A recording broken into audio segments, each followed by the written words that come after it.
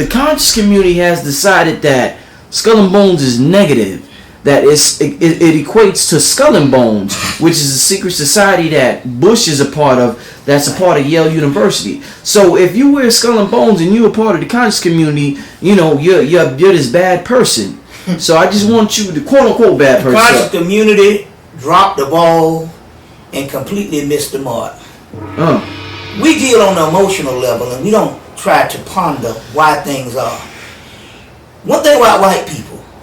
If it don't work, they throw it in the trash can of history. Move on. They don't fuck around with shit that don't work. That's right.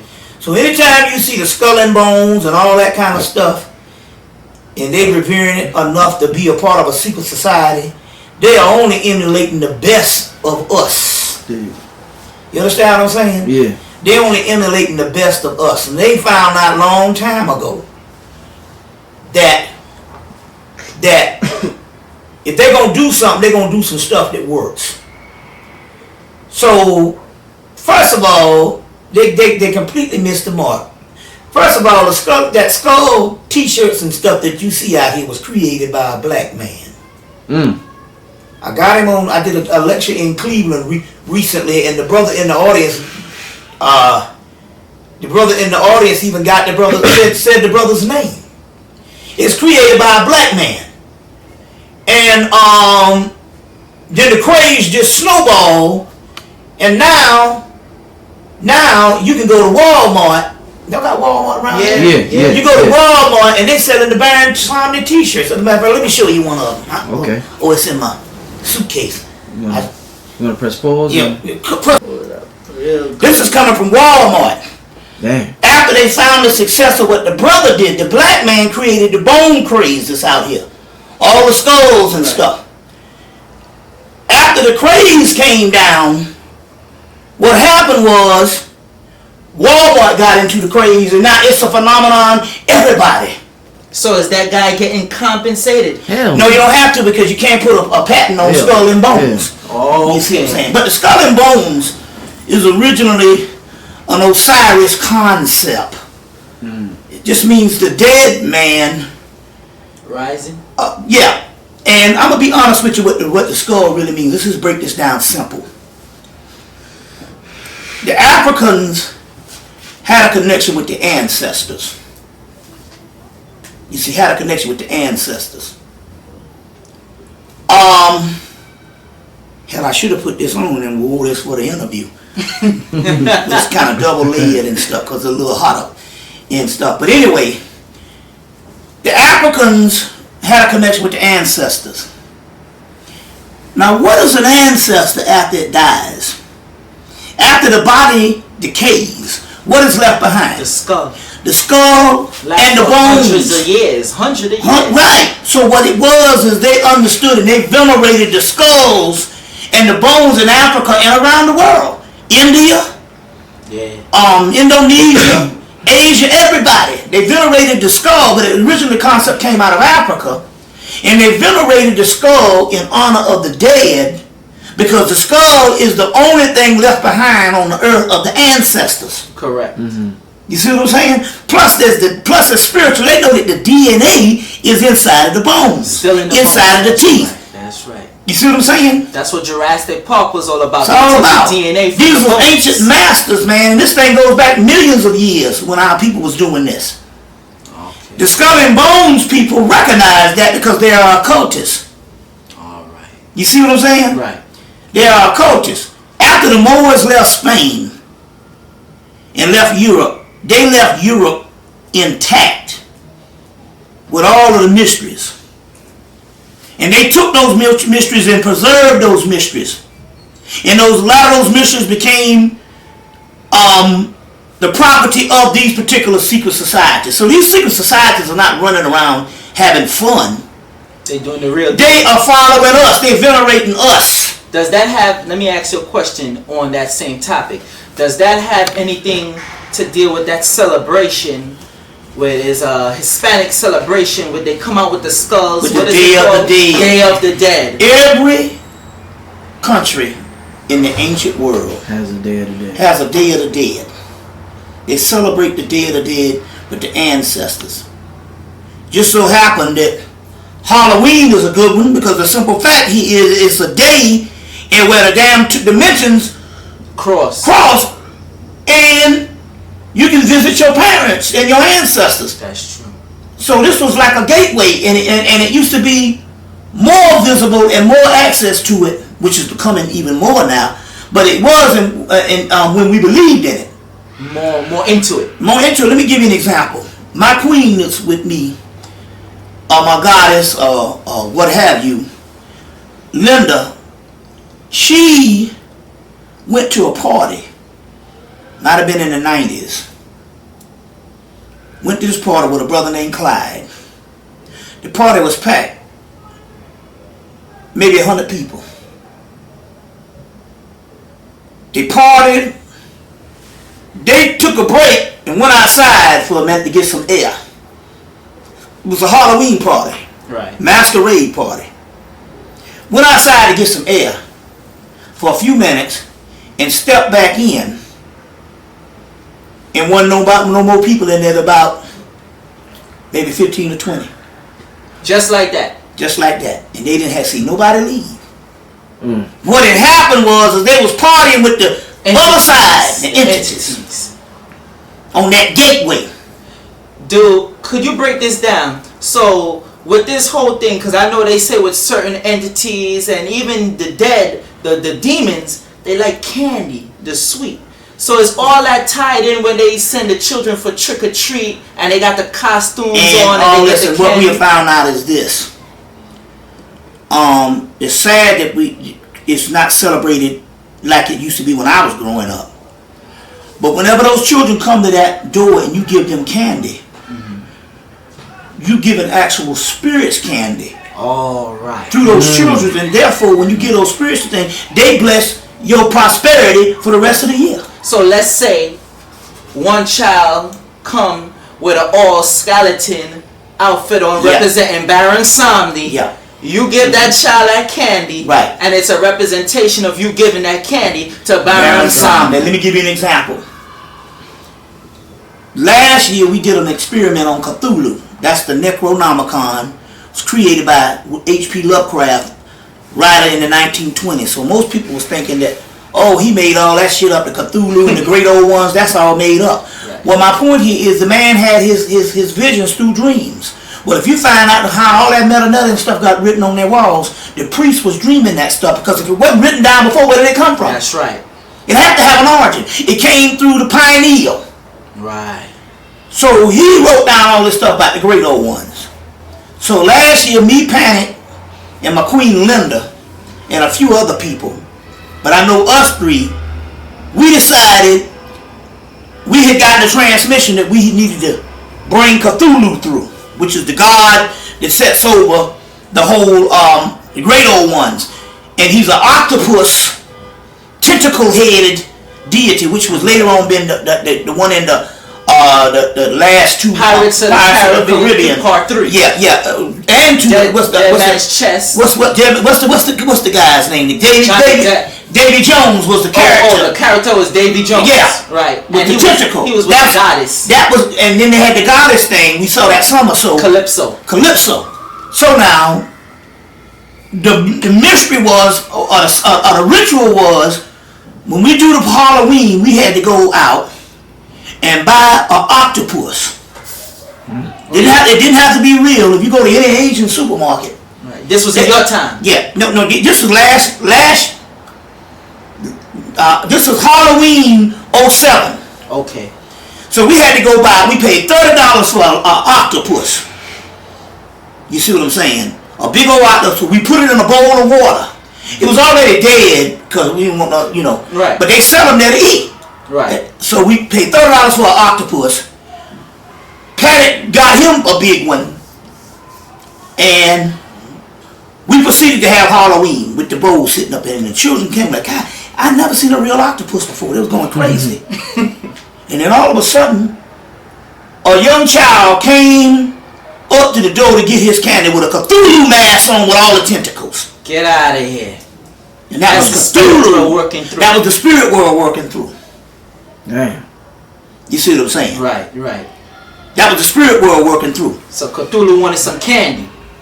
And that was the whole thing, the exchange with the spirit world or your world, and they like sweets.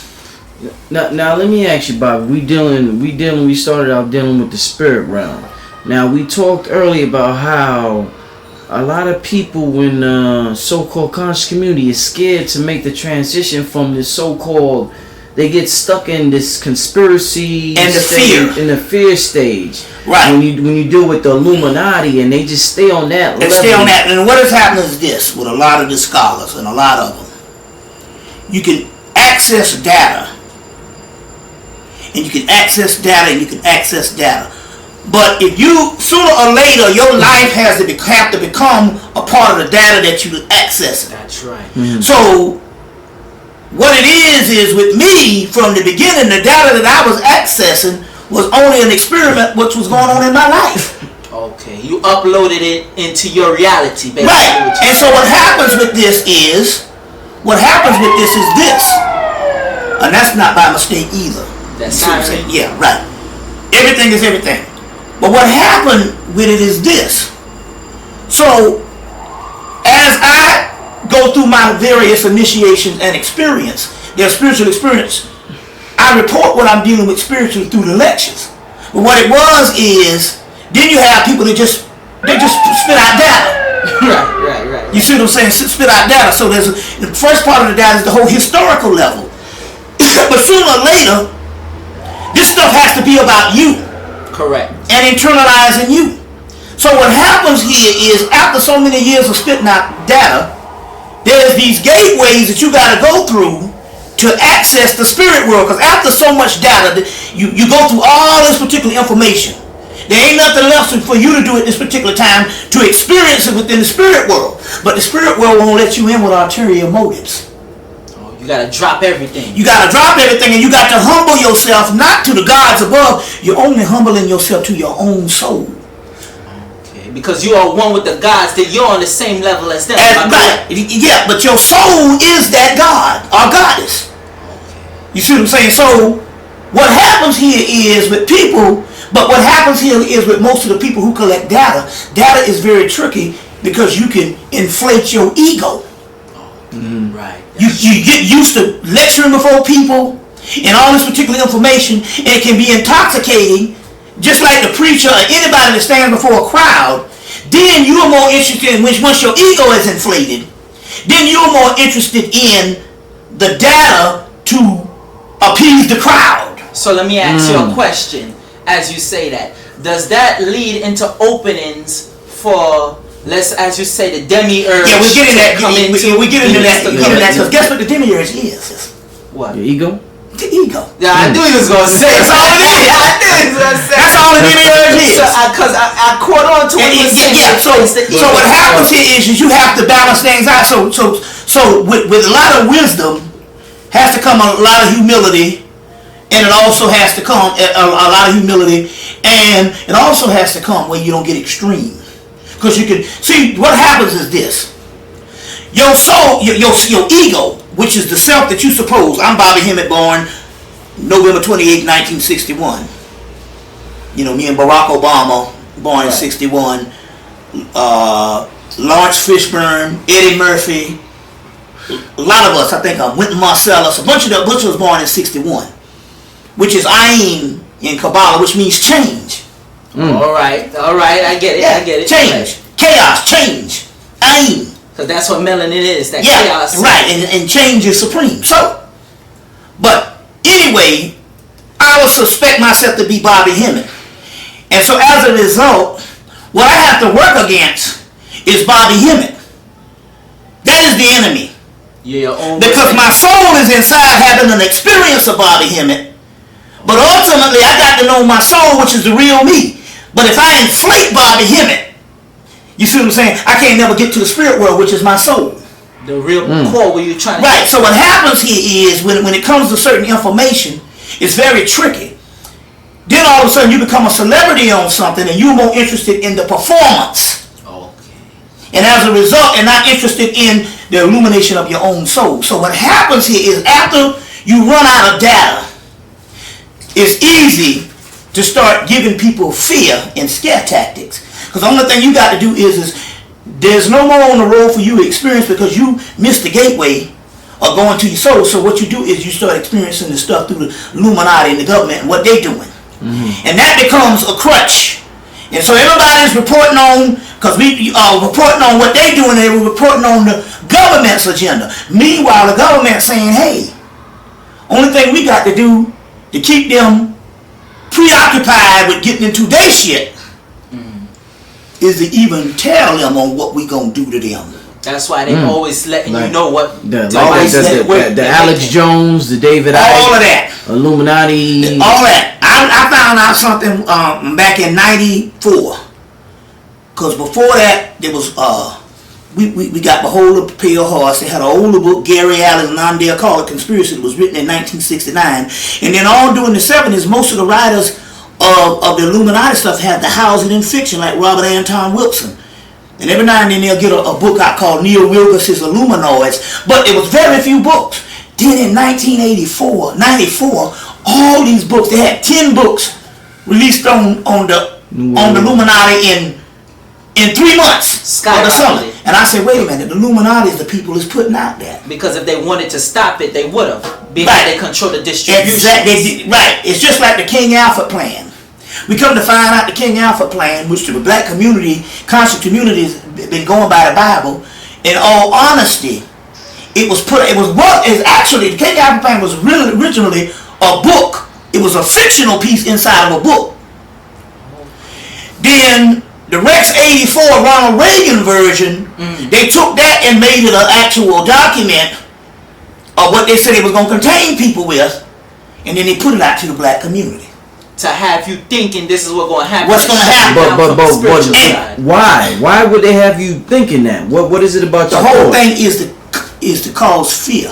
Plus, if they give you a blueprint for what you want and you keep thinking that, then you manifest the shit for them. You create it for them. So we're working for them. You work for them. Because fear shuts down your melanin. Fear shuts down the and plus down on that.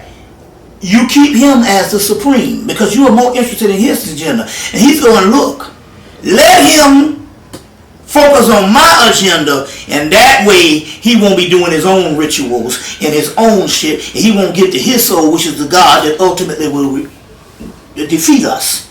So they got to keep you on a lockdown basis. Right, and so how they do it now through fear is they put out more and more information coming from the Illuminati. Every day. Right. And so now the black community is caught up in it. They're more interested in. One brother was mad at me because I didn't talk about the concentration camp. This was back in January, and I'm like, goddamn nigga, you act like you want to go to the fucking concentration camp. And I said, it ain't happening.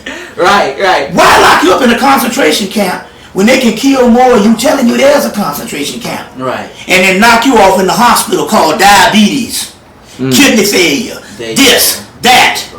And all these diseases. As you mentioned, concentration. Or the hope of disease. They just kill you and call it disease like AIDS. As you mentioned, concentration camps. I see they show a lot of these concentration camps, but I don't believe nothing is on the inside. They show you like how the subway is when you go there and walk through and walk together. I don't believe we're sitting in the goddamn concentration camp right now. That's right. It's called the project. That's right. Yep. That's right. And as a result, because you can't walk out your front door and sit in the front part now, because it's against the law now. Oh, it's against the law now? They give you a ticket. Sitting there after the sun go down, man. Now what is that but containment? Yeah, shit. That's lockdown. You see, that's martial law. You see what I'm saying? So martial law comes in much more high-tech forms than that, bringing in the troops. Yeah. Like World War II. So they give you a blueprint that's old. You understand what I'm saying? Meanwhile, these people are high-tech people. Yeah. These people gonna tell you that come January, if you ain't got a box in your damn house, you won't get no fucking TV. Not just you won't get no TV, but it's against the law if you don't have a TV in your house. What's that, man? What's that about? You're not paying for my TV. But before I get into the scare tactics, I always give you the alternative. I always give you the alternative. I give you a counter of what's happening. So the scare tactics is this. And I already got a movie out about it. That in of January or February, if you don't have the box, you won't get no TV. That's the first. They just gonna inconvenience you at 1st. You won't get no reception. Right. Then they tell you that you get a voucher for a converter box. Correct. I guarantee you the converter box voucher is gonna be just like the government cheese. You can walk down and pick it right up off the street. You should be giving them away. Yeah. Meanwhile, there's a movie came out called The Signal. Yeah. I need to see that movie too. And in this movie they send a signal, because everything is digital now. There's digital radio, digital phone service, because all your lines is digital. They say it ain't in the movie Antitrust. They say it's not in the box, but in the band, which is the wiring is all digital. When they make a longer bandwidth, okay. Digital. Everything is digital now. Everything, yeah. You see what I'm saying? Right. So they can send the signal through the TV, through the telephone, through the radio. Okay. As you say with the signal, what And in is this, on these boxes let that me they tell put you. out, the antennas? Now hold on. The signal can make you do what the hell they want you to do. Right. If you're not spiritual Now, enough. no, well, let me tell you what they did on the movie. They sent out a signal, and everybody started killing each other. Now, these movies come in pairs. So they put the Signal movie out, but they also put out the movie Happenings. The Happening. The Happening. But where did the Happening start from? It started from Philadelphia. That's true. What's happening in Philadelphia the last 4 years? Why they have to name it? Nothing but killing. Call it Philadelphia. They Nothing but named it killing. Philadelphia. So they'll tell you what they already did through the cable thing. They sent out a signal and motherfuckers been killing each other since 1994. Okay, but in that Since 2004. the ironic part, because these movies have dualities, it Yeah. showed that basically it was the trees, and it so happens that mostly white people was getting affected by this stuff. I'll tell you another thing about the trees. We got trees in Atlanta that's got satellite dishes all in them. Yes, yeah, that's true. I know about that. They be artificial trees. Yeah. So that's what the deal is based on that. But it's not going to work. And the reason why it's not going to work is because the spirit world already saw that coming and made remedies. All right. So the remedy is this. I was watching TV in April, and I was watching the Sister Burt from Buffalo called me up and told me that there was a thing on Coast to Coast. That's that with George Newry. Yeah. On Aleister Crowley. George Neary. On Aleister Crowley. And I'll give me a cup of water when you get a chance. Yeah. On Aleister Crowley. You won't even get one of these cups here. You good. It don't matter. Yeah. Until you run out of cups. So she told me to watch Coast to Coast. So I was watching it. It was all about how Aleister Crowley was a spy along with E.M. Fleming, who was the writer of James Bond. He used to work for the British intelligence and stuff like that. But I already known that. But the guy done wrote a book on this stuff. So this is what happened. During the break, the news came on. Nationally syndicated news, like MPI, one of them little things. And they started talking about a device in Switzerland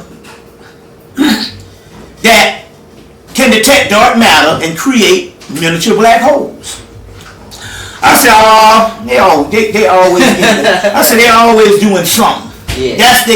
They always doing that. Right. Who knows what kind of technology they got? But this is what struck me a chord. Struck a chord to me. Was this. They said, but America stopped this European group by taking them to court, telling them not to cut on this machine that detects dark matter. I said, wait a minute, hold on, back up. Hold on now. Right. America got to do things different than Europe because America got Negroes up in here in the mass. Correct. So I said, hold on now, wait a minute. Something, wait a minute, go. I said, wait a minute. Anyway, the machine is called Collider. Okay. The kaleidoscope. The Collider, yeah. And anyway, this machine is supposed to detect Dark matter and open up miniature black holes. Now, what is dark matter but melanin? Correct. And what is but melanin, and what is black holes but melanin? Right. And black I holes said, now wait, other and whole so you got dimensions. right. So you gotta follow the reaction of some people when white folks get to fighting. Okay. Along the lines, Muhammad said, you'll know what's happening, or you'll know the end when there's infighting amongst the elite. That's right. So now wait, hold on. Now you're gonna take these people to court for them not to cut on a machine in their country That they made. Okay. that they made, and these are top scientists from all over the world who was involved in this. But America didn't want it to happen. Now check this out. So on the same newscast, they said, because this was April, they said they had been in court since February, and America lost the damn case, and they said they was gonna cut it on August 8808. August the 7th, The Olympics. 7th, right the day before 8808. Right. Okay. It was gonna cut this thing on, and so I said, now wait a minute, why was the American government So head over heels. so head over heels to stop them? I said, oh, I got it. We are conscious people, and we represent 0 point something. You used to say 5%, and 85% is 90. What is it? 5%, 95%? No, 85% deaf, dumb, and blind. 10%. 10% is the what you call it? No, it's no. It ain't even 5% no more. We like 1%. Right. That's true. You take the masses of people out here that is blind and dead. And madness. We 1%. So I said, wait a minute, hold on now. Let me think about this for a minute.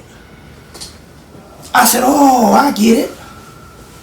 If they cut the machine on that detects black holes, it'll wake up the so-called 85%. The dead Or ones. the dead niggas are the 99%.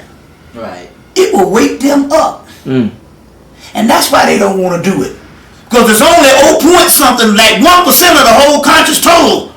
But but there's people that's walking around here that's got the melanin and got all the stuff in from the same ancestral gene pool, and if you cut on the black hole stuff, which is interdimensional, you'll end up waking those people up. But not only that, as you said with the signals, No, they could use the signal as a carrier to, because America set up all these signals, so when they cut on that dark hole, plus the brain waves is nothing but signals to one another, they're gonna wake up each and every person like a domino. But also this. Also, if you cut on the collider and the people's frequency go to another level, it can go above the frequency where they got that they can attack people from the cable box. Okay. You see what I'm saying? Right. Let me tell you what's happening. Like the chemtrails. Been hearing about that. All of a sudden down in Atlanta, which is the CDC, they stopped having the chemtrails. Oh yeah? Yeah. Let me tell you why. If you go get the ancient texts, and the texts of Shiva, and you need to go to East, there's some books by a guy named Devdutt Patanit. He got a whole book on Shiva. You can buy a book to tell you everything about Shiva. He has a book to tell you everything about Ganesha, a book to tell you everything about Hanuman. That East-West book. East-West book, one by Vishnu. Right. And he got one on Lakshmi. That's right. Now, Shiva, in his mysteries, he drinks the world's poison. That's us, melanin. The melanin people. Right. The melanin people. We drink the world's poison. And what happens with us is, first we get sick from it. I'm talking about the masses of people out Correct. here. And then we get immune to it. Because what happens here is this. With us, melanin, what it does, React under stress. it reacts to the stress, but not only that, this is what it does. It takes the poisons and convert them into the toxins and convert them into fuel. Basically, so your chemtrails is your new nutrients for the day. Damn right. The shit. What happened was they found out that these niggas started goddamn rising up. But just like what's the name used to say? Richard Pryor used to say, the damn rat come out there and say, yo man, when you gonna put out some new decon? Man, you retarded on the decon. That part. He said Thursday. Okay, we'll be back for Thursday. All right, let me tell you something with that collider you said. There's a movie out, and I advise everybody to go see it. It's called The Mist. And a dead girl put me up on that. The Mist. Where they opened the dimension, and I believe it was made by Stephen King. Am I correct? He wrote it. Right. And Yeah. it opened up, and it so happened. Look at the duality. The white mist came, which could represent the chemtrails, and these things came. And these damn monsters, Cthulhu and them, came up. Right. They cut off the machine. By the way, they said it broke. That's what they said. You know that's a lie. You know what they did? They said it broke because it was getting too much attention. Right. He ain't worked for damn near years to cut some shit on. That cracker don't work that way. Right. What they did was, it started getting to concerns. So what they did was, is they told the people that sort of hysteria shit, they still operating that. That's right. That's right. But it don't matter, because let me tell you what happened to chemtrails. They come to find out, they're dropping the damn chemtrails all of a sudden. This shit start making niggas into Superman, just like that steroid shit. Bartenders. Do you know about that DVD? Bartenders? When I seen these niggas out there, they on the pull-up bars, and that's what I do. I work out. People don't know until they see me with the shirt on. They notice I got muscles. So I'm like, bartenders, I'm like, wait a minute. These niggas dead with all these chemtrails. They not huffing and puffing. That's what made me realize I'm not huffing and puffing. Shiva. That's my food, the chemtrails. Shiva converts the poison into toxins. But what's one of the main things in the chemtrails? Do you know it got it's like a shrimp, a black gelatin substance, like a shrimp. But a lot of white people is being affected by it. Bumps are coming out, and the shrimp-like thing is poking out of them. Well, remember that not this X-File movie that came out this summer. The one came out 10 years ago. The little boys was up under the ground and it was digging around, and the next thing you know, motherfucking some black slimy stuff. That's called the slime of Kim. That's what Aleister Crowley and them called it. Get out of it. You see the connection? And that's what's in the chemtrail. They say it's an alien. They say it's alien. I'm not saying alien as something from outer space, but nobody know about this substance on the planet. Right. And see what's happening here is this. See, you drop them chemtrails, you can make a lot of old ass motherfuckers sick. Right. But pretty soon the damn youth, you know, you see the youth be walking around in the cold and fucking t-shirts. You like, man, when that nigga get old, he gonna be fucked up. But the point I'm trying to make here is these youth bodies. And you got to realize this, the stuff is already happening. They showed the shit this summer in the Olympics. They kept quiet until Brian Gumbel and them had to come and do a thing. They had a nigga in the Olympics that was a mile up ahead of the sprinters. And he could have broke the record if he wasn't showboating. If he wasn't showboating. He could have made it faster time. But the point I'm trying to make here is a sprint. It's supposed to be a sprint, whereas it's supposed to be, some of them be winning an inch from each other. Right. He was way up the street. Right. What about that stuff? A black lady from America was talking about the ladies in Jamaica, and I'm surprised she put this on regular TV. I couldn't believe it. She said, somebody must have a voodoo doll in America or something. Did you see that? She made that topic. They know it's gonna fall, but like you said, he's running way ahead of them. Jamaica was taking it, and Jamaica. We look at Kingston, Jamaica. We see their place, shootouts every day. They better know how to run. Right. You get what I'm saying? So they done found out. Remember now, even your boy that be right up there on 125th Street, black biochemist, Jack Felder. Oh, okay. Jack Felder say, hell, what you think they did in Africa? In Africa, when they had colonization in the 1800s and in the early 90s, they would drop every disease that they would create, they would drop it in Africa. And the shit wouldn't even fuck with the Africans until the white men started getting sick and killed them off. Half the colonizers died off for dropping the disease. So with AIDS now, I noticed with AIDS, it have people boiling out they sick from AIDS, and I'm trying to tell them that is a sham. It got black people because it's all in the mind. Because I know this one guy, he had the AIDS test. Right, this one guy, they diagnosed him with the AIDS test that he had AIDS. Somebody said, yo, look, man, go back and get a next test. He had the lesions, everything, and somebody got AIDS. He went back and got a test. They said he ain't had AIDS. In about 2 days, the man got back fat, no lesions, nothing. How you explain that?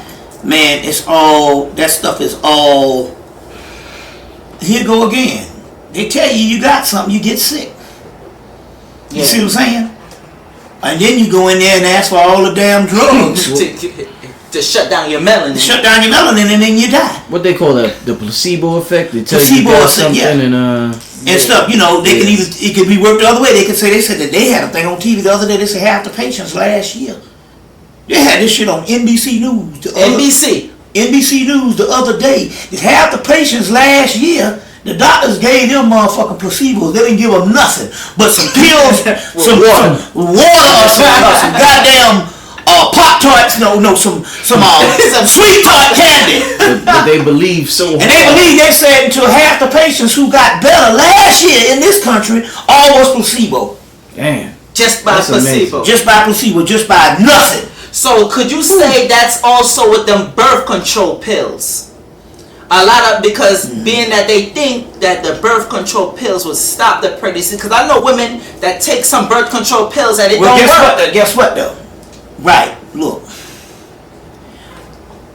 In the ancient world, they had a built-in mechanism in their mind to bring on their period.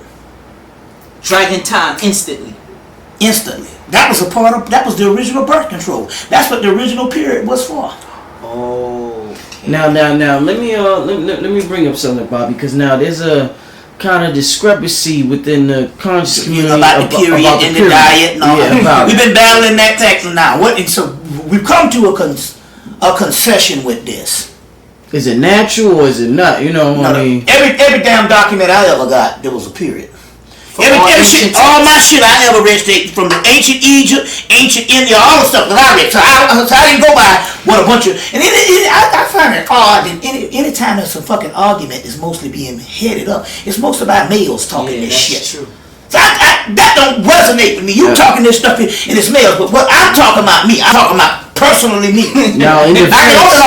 I can only go by what I have studied. And I'm a fucking researcher too. And everything that I have studied, even as far back as pre-dynastic Kemet, where it came from, they call the Smin rites, which is dealing with the menstrual. The calendar is based on the menstrual cycle. Okay. Now, the concession was, because we had this debate, it comes up every 4-5 years, but the concession was... They're saying if they change their diet, the period disappears. No, bullshit! It just won't come on as often. Bullshit! Guess what? I got a goddamn sister-in-law that's a breatharian. Oh, she turned a breatharian? Both of her and my brother, they don't eat nothing. And she still getting her period. That motherfucker bleeding. And she the best, her and my brother, they the best diet. They transcended the diet shit. They don't eat anything. It's a mystery, because we're trying to find out what these motherfuckers eat, and I ain't been able to find out what them motherfuckers eat in the last 8-9 years. So they advanced with it. They advanced with it. And she's still getting her period. But now, this is the concession. This is the concession. What we figured out. They did get a cycle, because everybody get a cycle, including men. Correct. They just didn't bleed as long. That's what I'm saying. But there was some blood. You only, hell, to eliminate a baby, you only need a trickle. Right. Or at least a day. Yeah. Once it come on, no more baby. That's true. Now, so that's what we came to the conclusion was. That they didn't bleed as long. Right. But they still bled. They still bled and they still had a cycle. Okay. And the reason why I say that is because one of the ancient texts talks about that there was a time that they really needed it when the societies was going from matriarchal cultures to patriarchal cultures. They said that they had armies of men that would go in warfare with women, and the warfare wouldn't be killing them. They'd be like, look, we can come in at any time with power over you and fuck you, rape you, and you come down pregnant. So that's what the warfare was about. That was one of the warfares was about. That was the power over the woman. But what they didn't realize is the woman had this built-in mechanism. If she didn't want to get pregnant, you see what I'm saying? She could psychologically bring on her period. Now the modern shit here is that I used to go with the young sister named Ginger, and she was 11 years younger than me when we met. When I met her, I was 31 and she was doggone 20. Okay. Fertile. And we screwed for 7 years without a goddamn rubber. You see what I'm saying? No pregnancy. Hell yeah, she got pregnant. He said, hell yeah, she got pregnant. But guess what?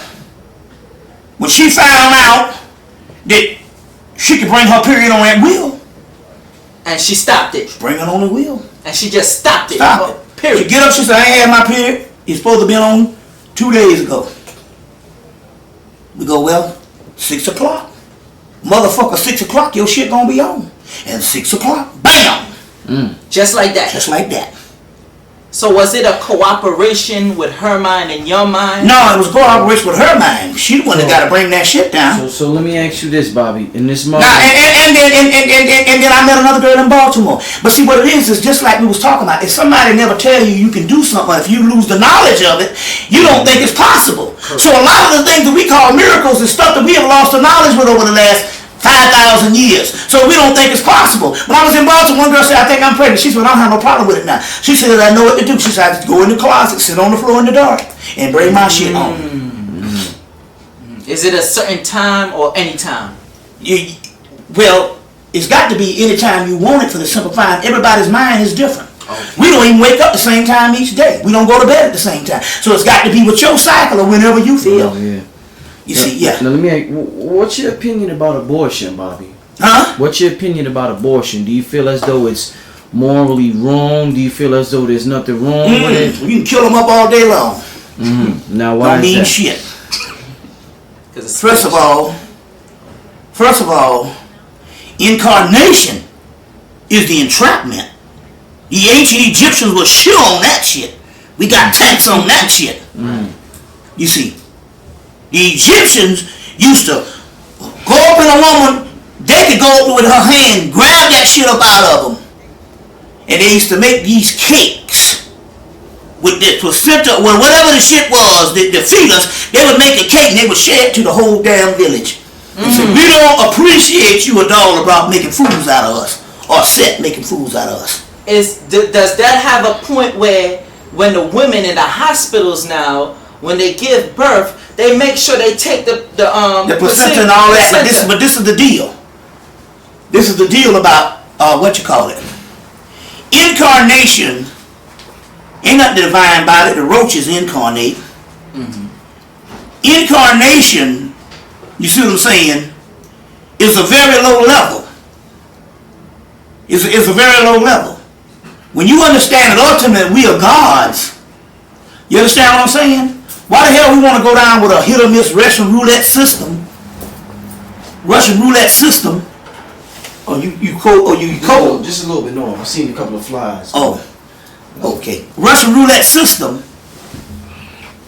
that don't necessarily mean you're gonna have a good life down here. This shit here is goddamn like a gamble. Right. This being down this bitch here. So this is the hell realm. So you gonna tell me that it's divine to come to the hell realm? But some people, see, this is the thing that I always talk about. Some people like to turn that around and say, okay, so you incarnate and you come back and you having hard times now, that's your karma. But I tell them I don't believe in that karma shit. What is karma? See, the karma shit is some stuff. It's just like any other principle. It can get blown out of proportion. Right. There's too many goddamn people on the earth to be talking that karma shit. Right. Yeah. You see what I'm saying? And it'll take 1 billion years for everybody to correct their karma. Karma was more of an immediate thing when they were studying this stuff 3,000-4,000 years ago. That cause and effect. You do some shit to me and it's going to come back on you. Right. And then after years it became more of a dogma and a moral thing. It's just like going to hell in sin. Okay. So this is some stuff that is blown out of proportion where it becomes irrational. It don't even make no logic. You a nigga born, you got people born in a mud hole in Africa. They ain't got shit. You know what I'm saying? They ain't got nothing. But yet that's karma. My point is karma is supposed to be, the thing is that you're supposed to be able to correct yourself. Well, if a people is born in a part where there is no correction, they ain't got no way to correct themselves. How they gonna know? How you gonna correct the karma? You're not even given a chance. This is what I say. When they bring up that karma shit, I always tell them, so if that's the case, every nigga in this world did something wrong, and you should not be complaining about this white man doing wrong to you. Based on karma. If right it's based on karma, we would never get out of this. That's what I'm saying. What it is there's things. The karma thing had it was a much more scientific thing of an immediate thing. Then after the years, after the science, even in India, where some of this stuff was coming from, after the science is broken down, where you get more and more from the original thing as years go on, then the karma becomes like sin. It becomes more of a religious thing. It becomes more moralistic than it originally was. So the karma is an immediate thing. You fuck me over, and the shit gonna come back on to you maybe a month down the road. Or maybe 2 or 3 years down. It was more of an immediate thing than to come where it's got to be cycles of life cycles where you bouncing around, got to burn up karma from some shit you did 2,000 years ago. This shit is goddamn crazy. Because how could you punish me for something I don't even remember? And how can you punish somebody? In order for you to get rid of the karma, you got to have an adequate amount of knowledge on the planet to teach you. You see what I'm saying? Right. We got motherfuckers in Africa, boy, they ain't even got no goddamn trees, let alone no books. Okay, true. That's true. That's true. We're just not getting into our ancient civilization and all this metaphysical shit. Now it's late. No. Now, so the whole thing with the abortion thing, we used to abort babies in the ancient world. Okay. We used to do birth control, but we used to kill them. Straight up kill them. And there was times where we needed some incarnation down here, so we used to have them. It was a dual system. You see what I'm saying? And later on, that stuff becomes moral. You see what I'm saying? That stuff becomes moral.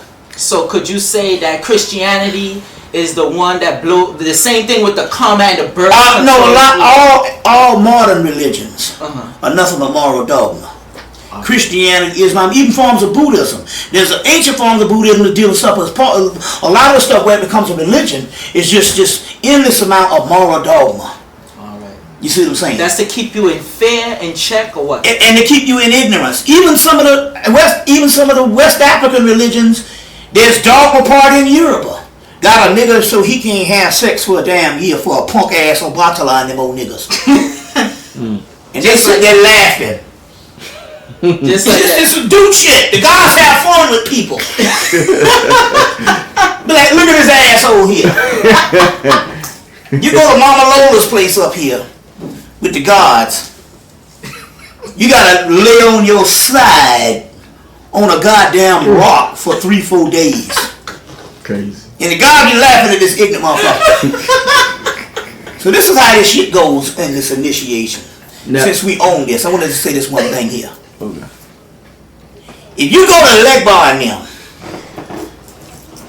and you choose to say, I want to be up under you and follow you and you guide me, then whatever them assholes say you got to do it because you made that contract. Right. They didn't come to you and say, I want you. No, you came to them wanting to be let in. So if they say, look, don't have sex for a year or lay on this goddamn rock for 7 days. You see what I'm saying? Cut all your hair off. Shave your balls or what have you. You got to do that because you made that contract. That's that initiation. Right, you got to do it. You got to do it because you made the contract. Now, if they come to me, it's different. They come to me and say, I want you to start having sex with me. I'm like, you going to start having sex for a goddamn year? Nah, ain't happening. So you better find the same damn nigga that told you that you didn't have to do it. Find that motherfucker for me. Right. Now, what's the difference? The difference is I didn't write no contract to say I was going to be up under them. Okay. I say, I'm with you. Equal. I am one of you. Equal. Just like the Book of the Dead say.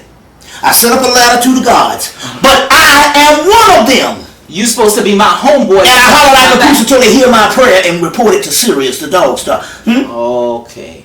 So basically you use them as, because this is I use them as my homies. You're one of me. Right, I use them as my goddamn homies. Because one day I told Rich, he was like, what you know, he had a niggas. He had Russell Simmons Lakshmi. Yeah. You notice he's into that stuff. Yeah. Lakshmi. And Rich was like, what you know about this, Joel? I'm like, that's that's my homegirl. Right. That's my. I ain't say, oh, that's the almighty. Almighty, no. No, that's my No, because homegirl. they niggas just like you. All right. They get niggas just like you. They get mad too. All kind of bullshit, petty shit. You know what I'm saying? Right. So, I say no. I'm rolling with them. You see what I'm saying? There ain't no leader in this crew. So therefore, I get the same benefits that all the militias go through. But I get more shit than them. That's right. I get more shit from them because I'm one of them with the gods. So they be hooking me up without me knowing the shit. So let me ask you this. Because I noticed some things come to me, like, just out of the blue. I'm talking about whatever. I'm going to say this here too while you're doing it. I saw this thing on Jamaica. Mm-hmm. And in Jamaica, they got this white, overproof rum. What's the name of this shit? Something left. What's that shit say? I can get my glasses. Overproof rum white. Wary and nephew. Yeah, Wary and nephew. Yeah. This is most liquor is. Let's spell it out for them so they know. Yeah. WRAY and then nephew NEPHEW. Yeah, put the green and white. I could have got a big bottle of that, but I saw this. This is the stuff they use for the gods over here, and they even got some high proof that's illegal. Oh yeah. Up over there, but this one here you can get here. This was a good one and stuff for the gods. They love it. Yeah, because it's a higher proof. The higher the proof. So this is something like, let's say, most liquor is 40% alcohol by volume, which is 80 proof. Right. So this is 65. So double that and be what? 120, 130. Well, 120, 130, 130 proof. I have to tell you something. As you show that, out of all the Myers Jamaican rum and all that stuff, out of all the stuff you recommend, ain't nothing like that Devil Springs. Y'all hear me? Right, because Get the Devil Springs is 90 vodka. That's 90 proof. They love it. They love it. Love that shit. They drink that shit in a damn day. They stop messing with the Palo Viejo. They stop messing with everything. Once they get a hold of that shit, it's over. As a matter of fact, Paddock, I ran out in the spring of the year, and they finally working their way back with what I give them. But for a minute, they had problems because that goddamn Devil Springs vodka. What is it? 190 proof? What? No, I think it's 160 something proof. Yeah. That Devil's. Oh, they love it. Well, this one here is the one, the rum, the white rum and stuff. Since we ended this Baron Somni missions, we're gonna break tomorrow. This is one I saw this on a special on Jamaica on the Travel Channel. So this is the one. So what, you about to do libations or something? Well, I need to spit it 4 ways on this one. Okay. Yeah, pull my little cup. This shit is lethal. And call his name Baron Somni. Baron Somni. This shit is lethal. It's just like goddamn premium gas. I knew you was gonna say that's the link. All right, now, Bobby, let me ask you now. But going back, I want to say this one little thing to counter this thing with the TV thing. Because of this collider thing they cut on, it done ups and amp the melanin to another level, and people becoming immune to it. So the spirit world said that they're going to do this, we're going to do this with the collider. So what they'll do is they'll inspire these people to build these machines. Meanwhile, it's the spirit world that's countering this stuff. And the chemtrail stuff, they didn't use none of that shit down in Atlanta this year because of the simple fact they were like, we don't want to embolden none of these niggas, if that's a word. Because obviously they had to notice it was doing that. Well, now some people would say, now if there's a spirit world, why would the spirit realm allow blacks to suffer for so long? Huh? Some people will say, why does the spirit realm allow blacks to suffer so long? For That's so the long dead ones. under white oppression continuously? Okay, exactly. First of all, you gotta understand. So and Dr. Ben said this for years. It was a good analogy. We don't understand the timeline that we've been on the planet. We reign for many. Let's take a conservative place. Let's take ancient Kemet. Now, according to their records, they ruled for 10,000 years or 11,000 years. America is only it was only 200 years old in 1976. You see what I'm saying? Ain't very long at all. That makes it 232 years. And the stock market already crashing. Yeah. They ain't had no civilizations that go no more than a couple of 100 years, period. And we ruled, they said they studied the stars for 40,000 years and didn't tell nobody. Yeah. So, we ain't suffered. This been a fucking intermission. Right. So, it's like you in how you say detention. In hibernation. Now why did you have to go through all of this? If you've done the human thing, you understand what I'm saying? Then you got to go to the decay stage to become something other than human. So the human aspect of us had to decay. Okay. And what is decay? Decay is fertilizer. Right. It had to decay, you understand what I'm saying? To the depths of the molecule. To make a new. To make a new God. That's right. So- This is a part of our divine process. Otherwise, we'll still be around here. Tap dancing. Whatever. So what you saying that, Bobby? Now, why does it seem that blacks can't unite for some reason?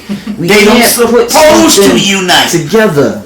They don't supposed to unite. If you was united for 50 million years, why the hell were you gonna want to go to have a repeat performance of some shit that you grew old doing? Just to rule the same planet over again. Over and over, this shit's it's got to transform. Been there, done that. Yeah, unite. You see what I'm saying? You know what I'm saying? Now I understand when we first get into this particular knowledge, That's what fuels us is to see the plight of our people. Yeah. I was stuck in the bleeding heart mode for 10 damn years. Oh, my people, my people, my people. You see what I'm saying? Right. Now I rejoice just hating them.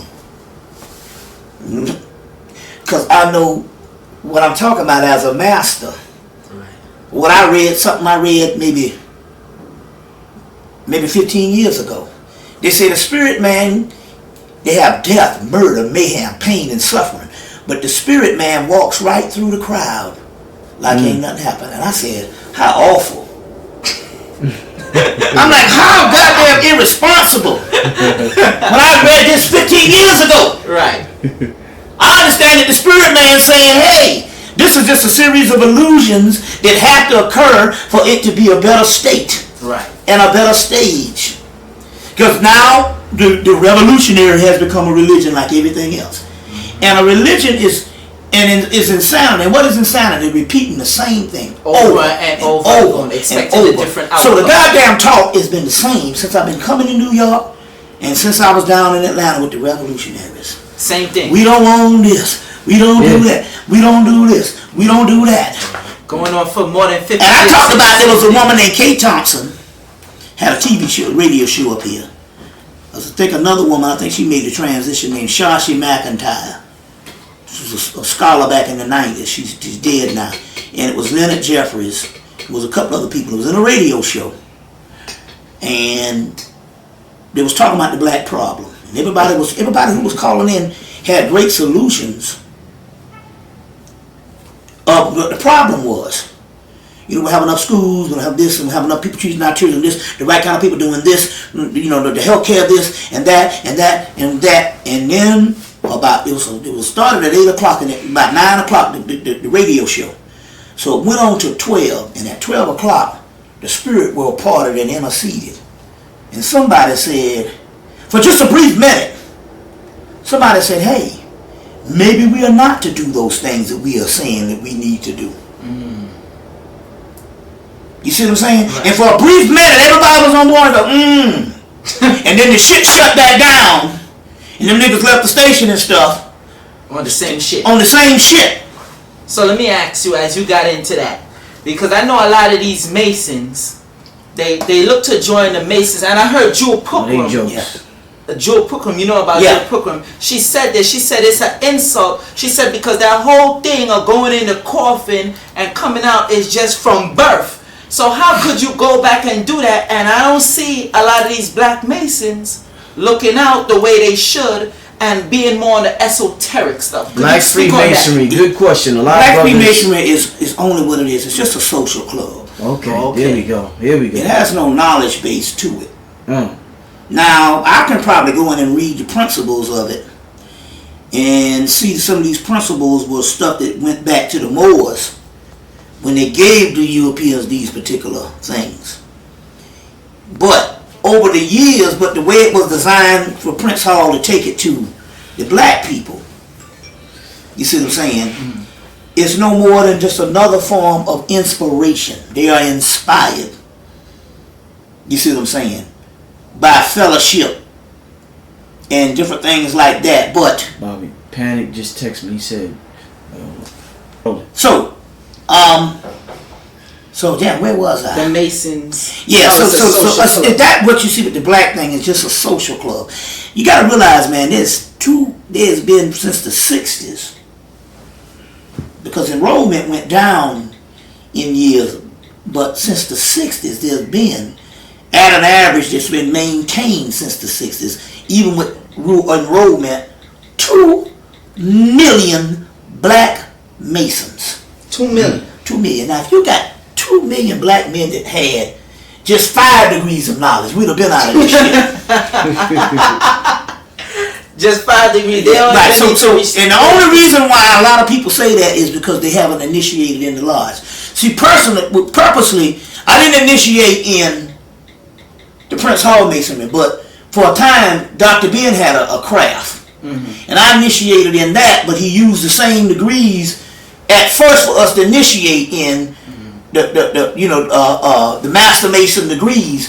Right. He used those for us to initiate with, in conjunction with the other black lodges like Prince Hall and a couple of other ones. To merge into it. Yeah, so I did get into that particular part, but I didn't go. And I'm trying to tell you, and my brother is a fucking Shriner, was Mason of the Year for 10 years out of South Carolina. He'll tell you we know nothing. Just drinking liquor and driving cabs. That's it. That's it. Fish fries. oh man. And they sing a little song. I got a little light. This little light of mine. I'm gonna let it shine, let it shine. But now, spiritually, they wear the fucking top hat. The master, the worshipful master. So there's some shit going on. We're gonna get into that tomorrow. The symbolism. Right. We're gonna get into that tomorrow, what the shit is really about. So this the real Master Mason stuff we're going to get into tomorrow. Alright, let me ask you this. As you just went there, talk about the spirituality, because I know I had certain dreams. I won't even talk about them now. But there's also, and I be telling people this, and I'm surprised most Masons don't know about this, there's also initiation in the spirit. Could you talk on that? Well, that's basically what most initiations are. It's like when you're dreaming or something? Yeah, most initiations physically are only simulations of what the soul is doing. Right. And that whole spirit realm thing. Right. You see what I'm saying? And basically, I've been going through initiation for years. You see what I'm saying? In the dream realm? Well, not only that, in life, because it's the part of that is dream, part of that is just interfacing with certain symbols, certain things in a spiritual environment that just happen. Okay. You see, so it's even bigger than the dream realm, but the dream realm is a part of that. But it's a whole ecology of things. It's a way of thinking. All right. The whole piece of the cake, basically. Yeah. It's a way of thinking. You see what I'm saying, on that particular level. So it's you can't just drum it all up and just take one piece of it. Because one piece of it is only a fragment, and ultimately that leads to dogma. You see what I'm saying? That leads to a lockdown. This is the way it have to be, and there's no right. other way. And so that's what it is with our most of our groups out here arguing over this type of stuff, and most of them are just arguing over history. Yeah. They're not even arguing over spirit shit. Yeah.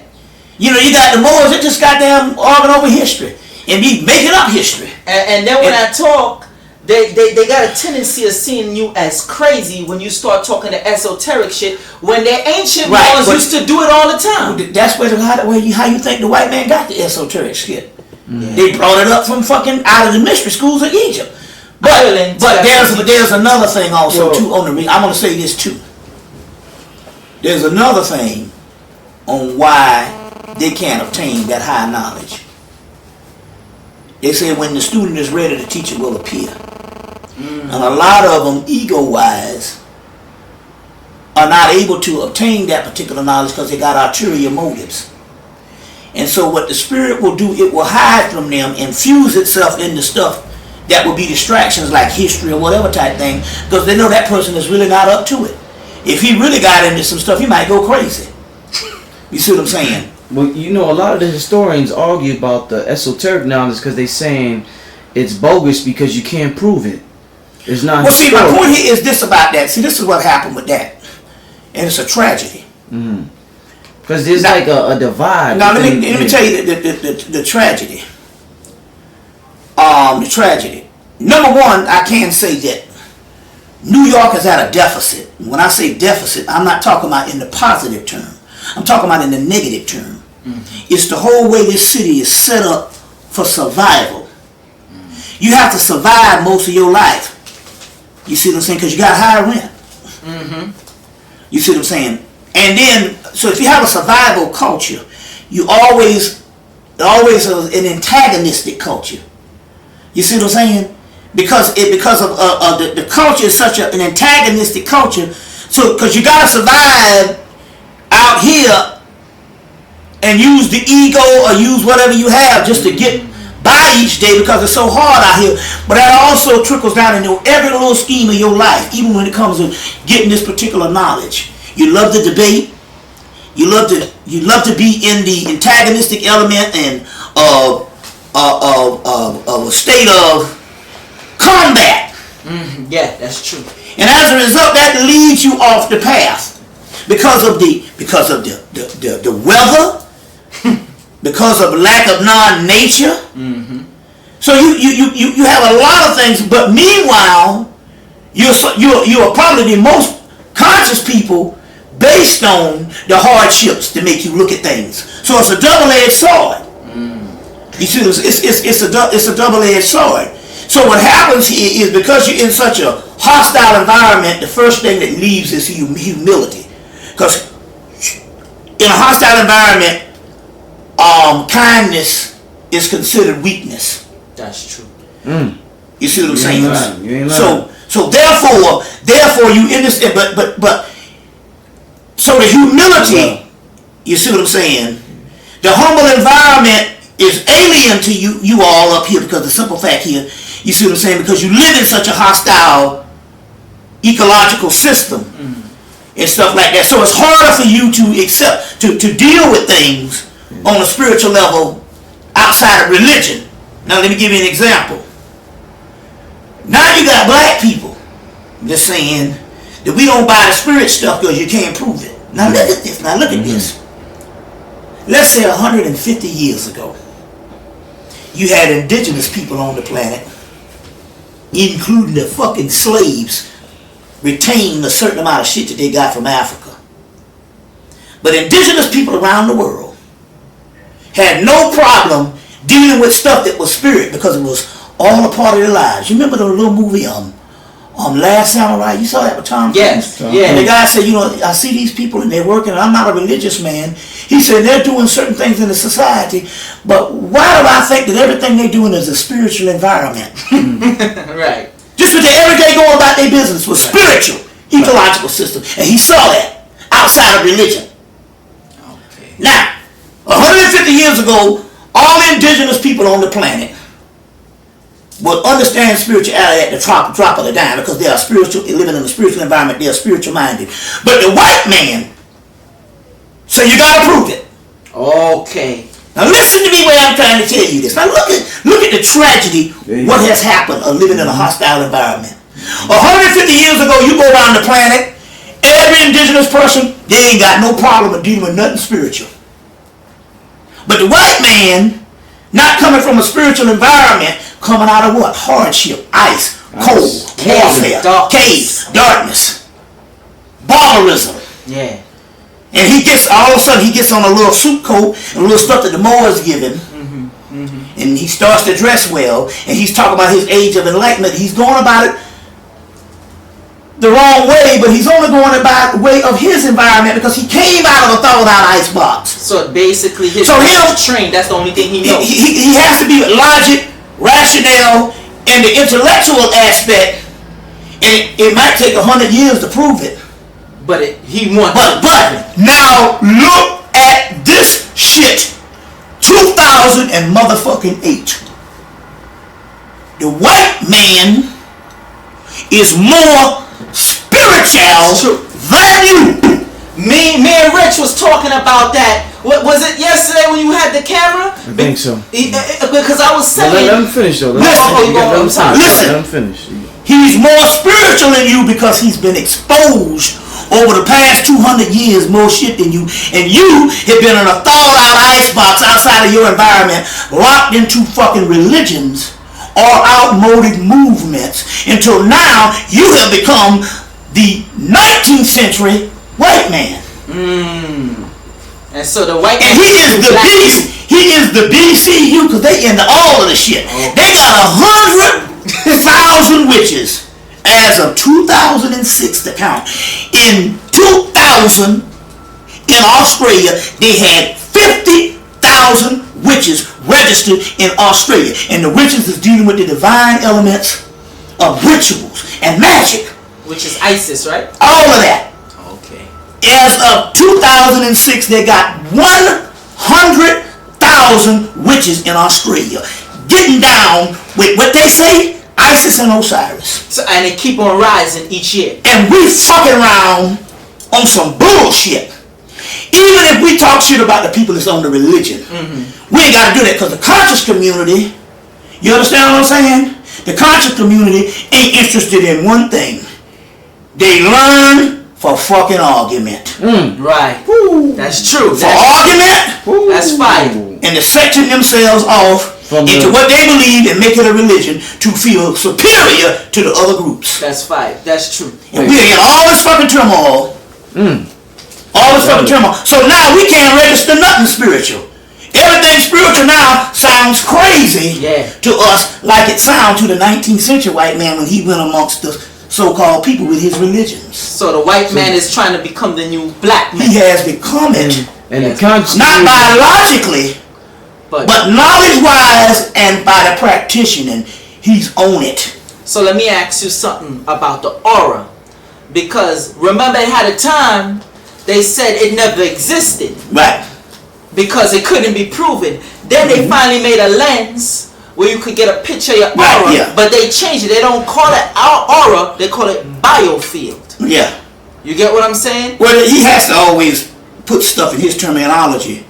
Why? Because he always wants you to think that he came up with it. The old shit that's been around for 1,000 years, but he just renamed it and you be like, oh, that white man is brilliant. That's a trick. Right, right. You see what I'm saying? You know, and stuff like that. So my point here is, we are in a warfare now just to be spiritual. Yeah. We are religious. Yeah. We are conscious as far as organization, revolution, or what have you. Historical. You see what I'm saying? But when it comes to spirit. Well, the main thing, Bobby, is that from what I'm getting and what they're saying is that we have to concentrate and focus on. We can't even pay our rent. If they're saying if we can't pay our rent, why should we be worried about these high spiritual But I want to ask you concepts? something. Yeah. If you don't have the high spirituality, do you still have to concentrate on paying your rent? I think so. Yes, yeah. It's just like a woman said one time, I want to go, she says, 50. And I want to go to law school. She said, oh, how many, 4 years? No, it's medical school. Yeah, that's my. She said in 7 years or 8 years, I'll be 58 years old. So I'm contemplating real heavy on not going to law school. And the person told her, in 7 or 8 years, if you don't go to law school, how old would you be? 58 years old. Same shit. It's irrelevant. Yeah, you got a point. It's irrelevant. Now, you ever heard if you take one step to Allah, it takes 2 steps to you? Yeah. Well, maybe if you got into some of this that you couldn't see, or some of this type of stuff, maybe you will find out that might coincide with you easing up by paying your rent. It might be of some help. Embrace it. Yes. You see what I'm saying? That's the ego again. So let me ask you this as you got on that topic. I was talking to this older man, but I couldn't see it at the time. I was talking to this older man, and I was like, all this shit that's going on, man, and all these other people caught up in the hype, I was able to get past that. So you can't tell me they can't get past it too. And the black man looked at me and he said, you was an exception to the rules. I never thought about that. So could you speak on that? The people that is an exception, is it because they're tapping in to the spirituality? No, you came back to the planet for that. You see what I'm saying? Make no mistake about it. Your consciousness is a privilege. That's why you shouldn't do nothing to jeopardize its path to ultimately realization. So don't never get off the path with these little base groups and let somebody steer you. You see what I'm saying? Yeah. And you find out you be 10 years, 13 years, 20 years talking the same old shit. Let the ego get involved. You know what I'm saying? Right. Now that might have been relevant for that time. Fucking Noble Drew Ali been dead for 70 years. Goddamn! And they still on that Noble Drew Ali shit. See what I'm saying? Done deified him. Yeah. Jesus. And it's funny, they will deify him, but I won't ever hear them say, do a libation to him. But they're not into that though.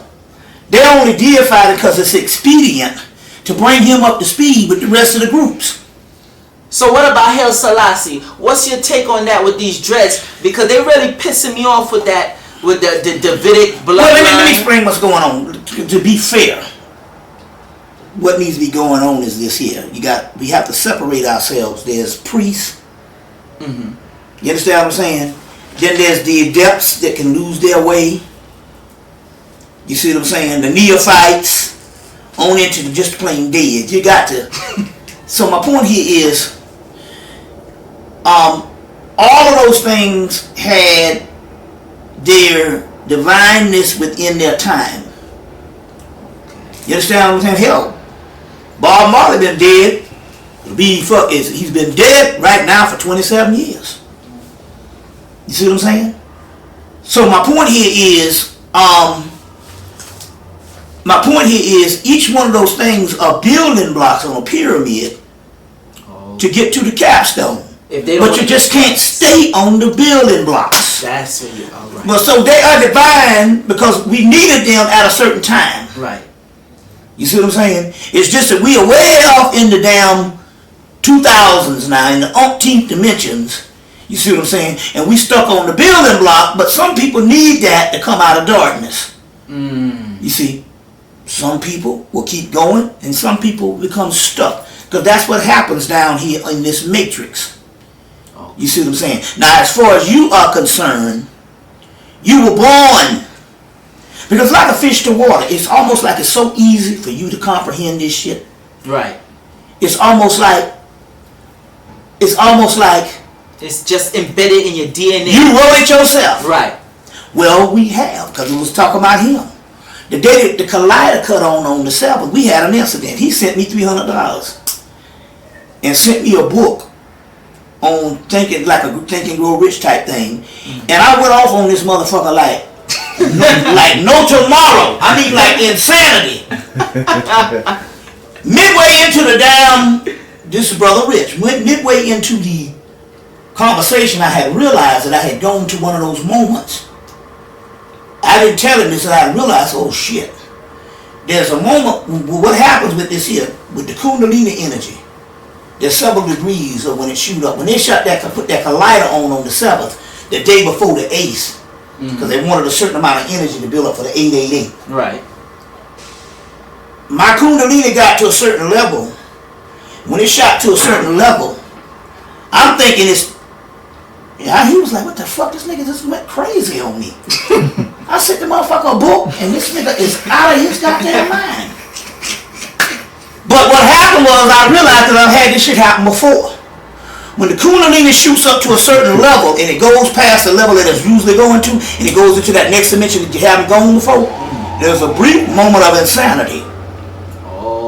Until your shit get focused. Tuned back in alignment. Right. When I called him, I was calling him to congratulate him for thanking him for sending me that motherfucker sent me $300 goddamn dollars. And instead you end up flipping. I end up going off on this nigga. Berserk. I'm talking about motherfucking berserk. Right. Berserk. a madman. And he was like, man, I never knew you was a nigga like, he was like, God damn. Nigga, you done lost your fucking mind. Black Negro. And then in the middle of the shit, when the shit open up, because what happens is you go berserk and then there's a bliss. In the middle of the bliss, I realized, oh shit. I'm a goddamn fool. You caught yourself. Yeah. Then I started apologizing and shit. And in the middle of that shit came up. The spirit came through and said, he sent you the book because he wrote the book. Alright. It was a Hermetic book and he's from a line of the Tahuti. Okay. That's how that intertwined. That's how that intertwined. I said, you wouldn't have got to that point. Not unless he sent you the book. So the book was the collider, the Kundalini, and the Kundalini experience is a Tahuti experience. So it's a combination of all what was going on, the insanity, and as a result, I benefited for the money. And I benefited because I realized I had just gotten a quickening. Okay. And he benefited from knowing what spirit he was. But it had to come out of chaos. Right. Order out of chaos. Right. Order out of chaos. Okay. And that's how melanin works. Alright. So, as you talk on that, could you get on the basis of infinity? Because a lot of people, you hear them say infinity and eternity, and it's funny that Calvin Klein, is it one of them eternity? One of them got a cologne or something. He has an infinity and he has an infinity and eternity, and I found that's weird. But could you touch on that a little more on infinity? Because I know it's ironic goddess. Am I correct? Well, it's ironic that this is a number 8 year, and the 8 is infinity. That's why Honorable Elijah Muhammad wore a bow tie. It represented the bow star, which is Sirius or Orion. Sirius is in the middle of the Orion's belt. Mm-hmm. Sirius A or Sirius B or C? Well, Sirius B is right beside Sirius A. Okay. But so he wore the bow tie representing Orion and Sirius. He also represents the 8 infinity. Mm-hmm. You see what I'm saying? We are in our 8th year, so this is a year where all things come together, and it did. Just look at the Barack Obama thing. Right. You see what I'm saying? Not only is he the 44th president, but 4 and 4 is 8. That's right. And his whole thing is change, and the thing for change is 8. The numerology for change is 8, and 9 is completion. Yeah. So when he come in to it, it's going to be in the 9th year, which is going to make it complete. Am I correct? Right. All right. You see what I'm saying? So a lot of that stuff, you see what I'm saying, coincide. So we are in that particular juncture right now. That's why I tell people that another thing when it came to the people to get us off is, and I used to tell people this: if I give you a goal and you point towards the goal and you are here, you have eliminated a whole dimension of lifetime between you and that goal. Mean you don't gotta go through all the obstacles because you know. No. What I'm trying to say is you done fucked up because you're looking at the goal. You have eliminated your whole surrounding of the now. Okay, I understand. Living the now, not in the past, present, or future. Right. Because the future is going on as we speak. Right now. Yeah. So as a result, in the 90s, all you heard on TV, the millennium. Soon as the millennium got here, 2012. They keep on trying to get you focused on the 2012 is a season. We are in it now. Right. One of the events of the 2012 we experienced on Tuesday. All right, that Barack Obama. I don't give a damn who they say put him there. Right. You put him there, it happened. It's spiritual. Could you touch on that Hemmitt thing? Well, I'm gonna do that tomorrow. But so are you pro Obama or are you con now? Because the conscious community is saying that against Obama. He's one of the, he's a puppet. He's part of the government, part of the Illuminati. Let me explain something to you. How the spirit people look at things. Mm-hmm. The spirit world looks at a bigger picture. Mm-hmm. They're out here looking back. Right. The matrix world is an immediate world that looks with things based on reaction. Mm-hmm. You see what I'm saying? The spirit world looks at a bigger picture. Because we understand there's forces that put certain things together. So what they'll do is they look down at a chessboard. They say, well, this game is played here on this physical, political earth. Here are the group of dukes and barons and whatever, and they hold the gatekeepers. They are the gatekeepers. They hold the keys to this political process. They're the Illuminati, Skull and Bones, CIA, FBI, what have you. So, now we're up here, and if we're trying to get our man from this side of the board to this side of the board, we got to go through them. So we must inspire them to come up with the idea to run a black president. Okay. You understand what I'm saying? Right. To make this happen for the response, not for Barack Obama to become a president and change things, but a change inside of us. Right. By seeing something that we've never seen in our lives. Right. So the slave has never ran the plantation. None. We've had some great jobs, Joint Chief of Staff, Secretary of State, Governor this, 45,000 question, but we have never run a country. The plantation, the country. Right. Now, although we know that Barack Obama got a job like everybody else, he is not in charge, but nevertheless, the image. The energy we're talking about is the way the game is played. He's in charge as far as the image of running America. Right. This is, you see what I'm saying? We're talking about the kingship, but as we even know that the king and the pharaoh was run by the priest. Correct. So the point I'm trying to make here is, no matter how you say about the Illuminati, of course he had to meet certain criteria and go through certain stages, or you don't get to run for president. But the spirit world looks at it this way. We're going to play that game, you see what I'm saying, to get him here, not because he's the man to do the job, because he is the one that's going to ignite a reaction in the people. You saw it goddamn Tuesday night. The people went crazy. Yeah. And he ain't even gone. We ain't seen him stand up in that White House yet. Can you imagine that motherfucker standing up on that White House lawn? But with his wife next with that to him. black ass wife and them two, and that little baby girl, she make you melt. Every time you look at her, both of them. But that baby one, goddamn. Yeah. She just makes you melt. Energy. Woo! The other one look like him. We see him every day, so I'm used to the other daughter.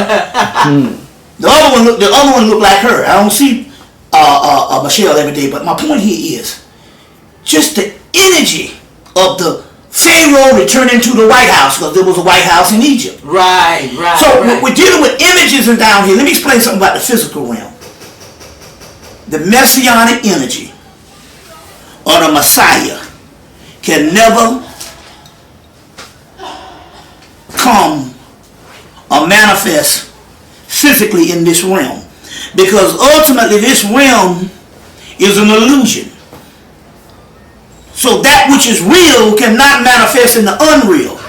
It can only send symbols and signs. And he is the only thing close to a Messiah you're going to get. They calling him the Obama Messiah. Obama Messiah. The spirit world saying the only thing that they're going to get, now there is some messianic energy, there is a real Messiah which is inside of us. Right. But the only thing that the matrix can tolerate or that can manifest, you see what I'm saying, is what you see with Barack Obama.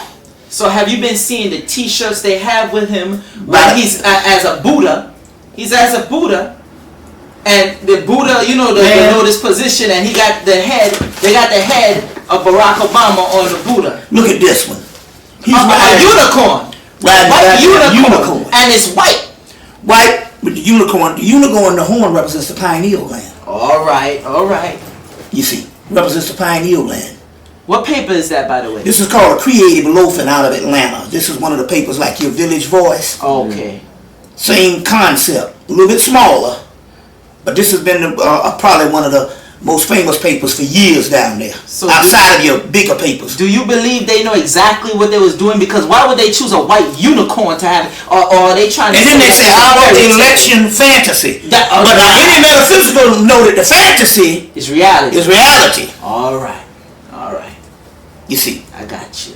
Now, Brother Bobby, we touched earlier on the Moors. We talked about the Moors a lot. Yeah. And you touched on this another tape, but there's a lot of new brothers and sisters that's going to be watching this tape that probably didn't see prior tapes that you did. And I want to end Just keep some water coming, man. You finished? Yeah, you might want to come on, activate his pineal gland, man. You bullshitting now. I drink. All right. Now, I drink 24 bottles every 3 days. It's funny, but saying ain't nothing but middle-aged house niggas now. Were they wrong? As barbaric, as savage, as volatile as this European is, there's no fixing him. None. There's no making him spiritual at all. Was the Moors wrong for civilizing this devil? They civilized. Joel. Put it back in. No, I'm good. They civilized. The European was not civilized for the European. The European was civilized for us. Again, looking at the bigger picture. Looking at the bigger picture. The bigger picture is this. We knew we was going to go into this decline, this hibernation, this sleep state, this null state, this nod, blinking, winking, and nod state. It was going to nod off of history. Right. It was already foreseen. Yeah, we knew it because we understand energy can only be occupied at a certain amount of time, and then that energy, in order for that energy to get to a new energy, it has to go dormant. Okay. You see what I'm saying? To go dormant. You see what I'm saying? So, what happened was, by us knowing this, we knew that the European was going to take the world stage. We already saw it in history. We got 5,000-year-old texts that say it. We got 5,000-year-old texts that see us in America. Now, if we got this kind of prophecy, and that's the stuff that survived.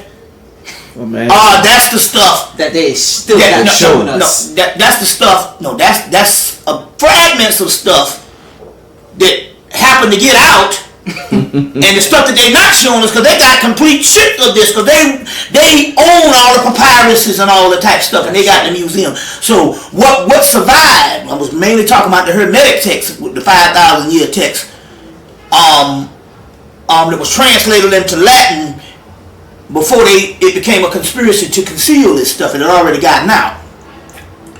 The other stuff, they conceal it on demand, as soon as it come in, on contact. Right. They got tons and tons of prophecies that say that we was going to be this way. So, the prophecies was written 5,000 years ago by the Egyptian priests, or the ancient sages from around the world. Like Nakonsu? Or either a lot of stuff coming from the Hermetic text. Okay. You see what I'm saying? Now, 37,000 papyrus rolls of Tahuti.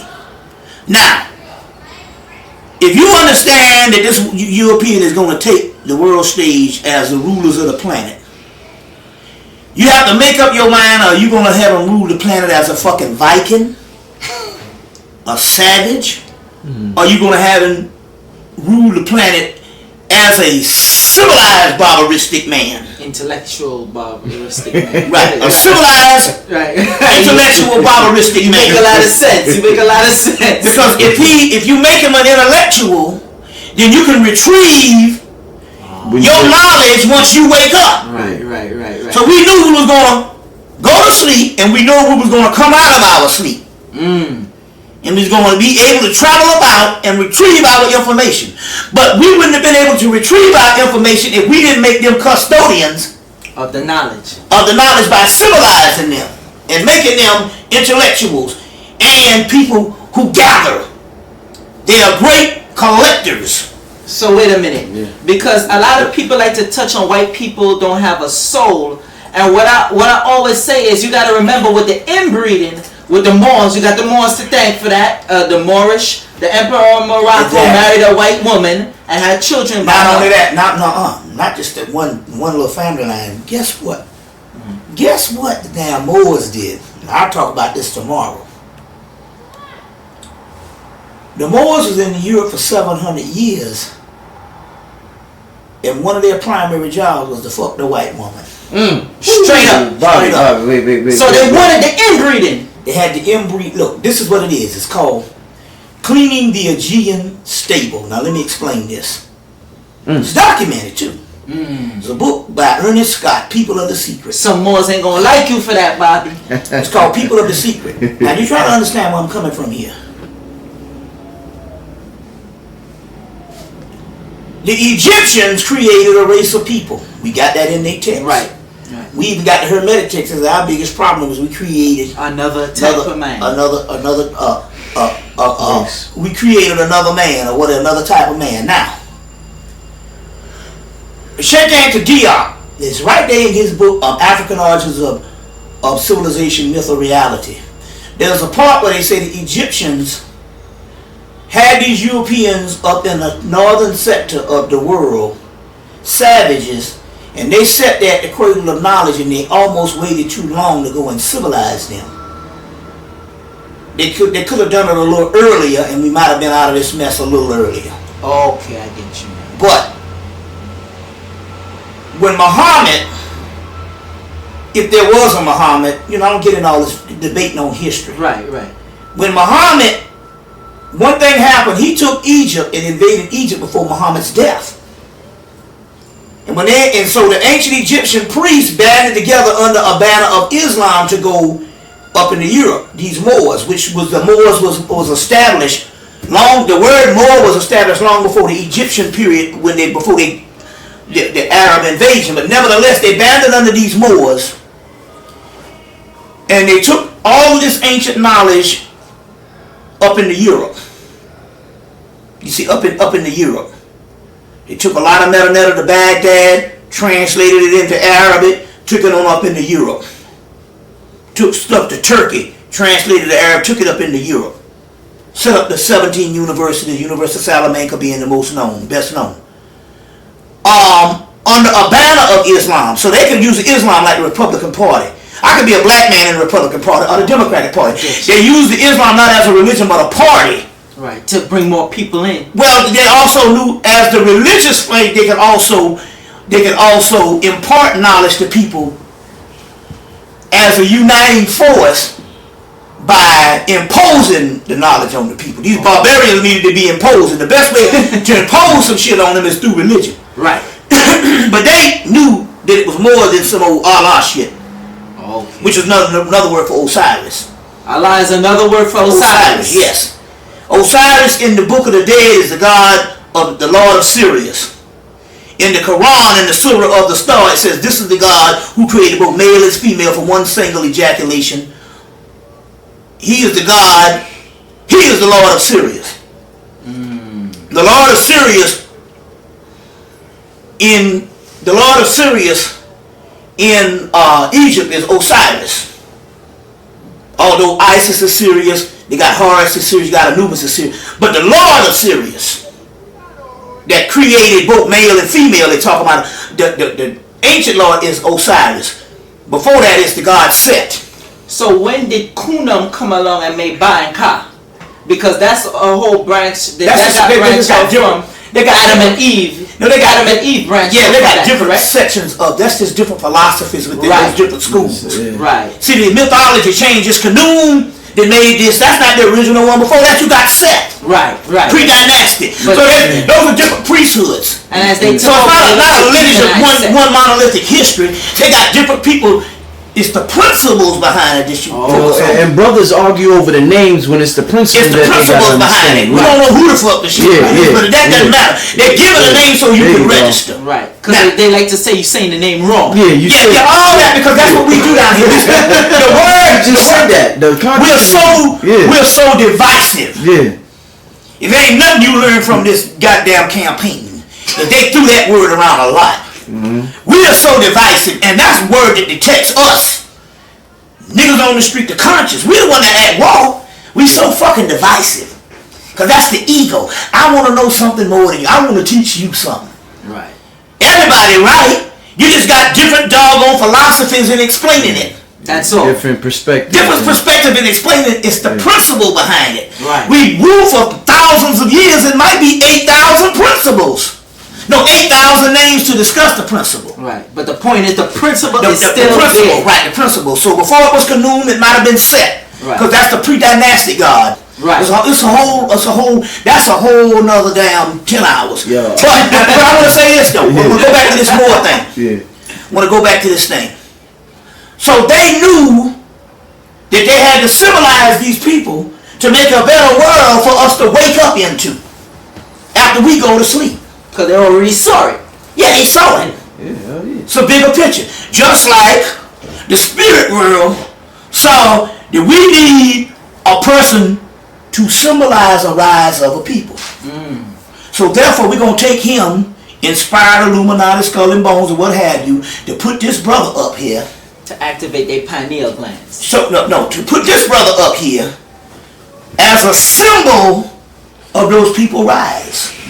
And one of his next slogans was, yes we can. Right. Yes we can. Yes Right. we can. So he's only a symbol of a greater rise of a world that we don't know we are part of yet. Oh. You see what I'm saying? We're going to get into that tomorrow, but going back with this type thing, going back with this, we make arguments. This is important. Go ahead. We make arguments, but we make these arguments where we don't believe in integrity enough of these arguments to go to length to find out whether they're true or not. We'll just stick with what we think. Right. Because we're more interested in the argument. You're not interested in knowing. That's one problem I've always had. I always had a problem. I always wanted to know. I didn't want to be right. That didn't have no bearing on me. I didn't want to teach nobody. Just want to know. I want to know. People say, how the hell you get to be the lecturer? Because I didn't want to teach nobody. Motherfuckers in Atlanta made me lecture. No, goddamn it, your ass gonna lecture. Here, sign this book.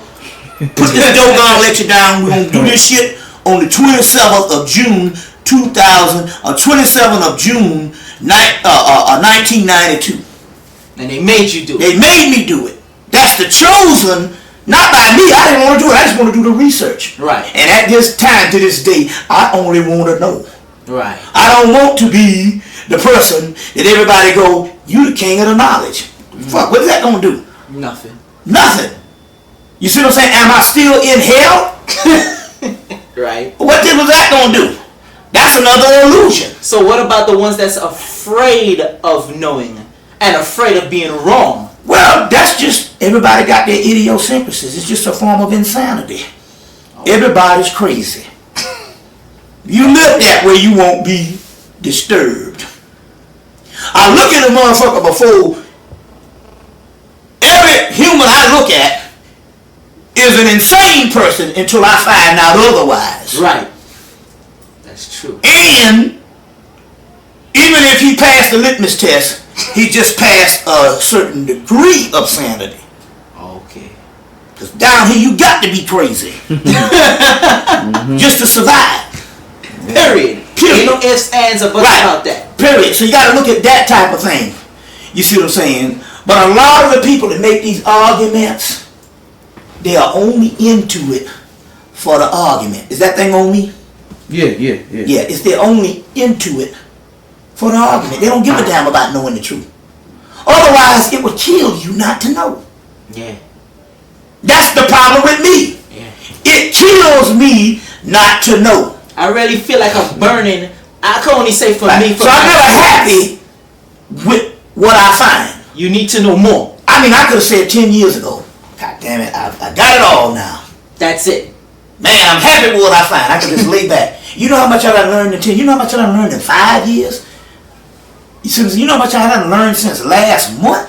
Shit, try a week. Yeah, you're right. Yeah. You done forgot more than people learn. Yeah. Right. Motherfucker be like, you remember? I said, did I say that? Yeah. Yeah, you said it. I said, did I say that shit? Right. Damn, I got to go study that shit. Like, damn, that was some deep shit. That was some deep shit. Well, are you saying? Well, do you take it as you was in a well, basically, gotta be the spirit working through you to come up with some stuff? Because I know what you're talking about. No, yeah, but I had to study also. But you know what I'm saying? It's not that I forgot the knowledge. What has happened here is I just caught up to the shit.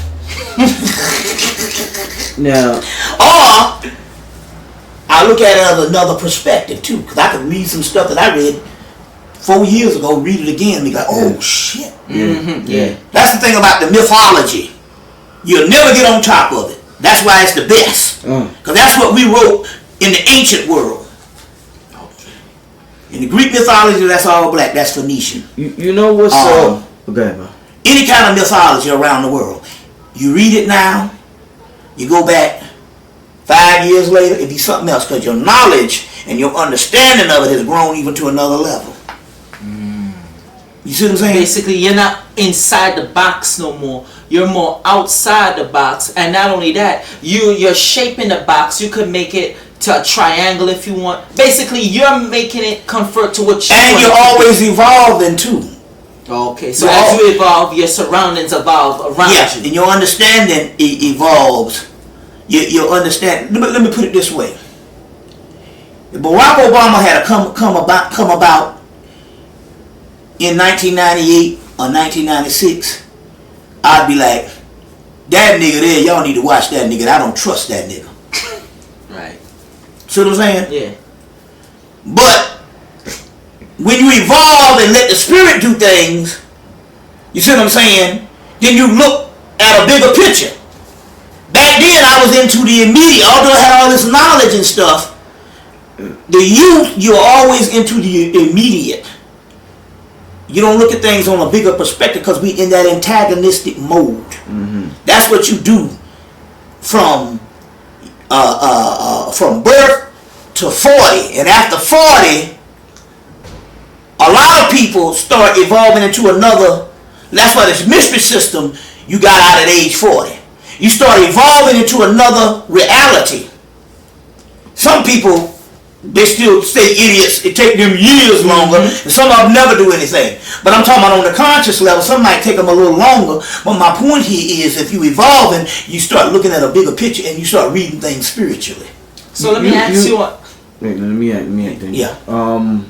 You know, it's a good movie to that I just thought about when you said that basically like makes me think about the conscious community. You ever seen the movie Vantage Point? Yeah. Now there's an event that happened.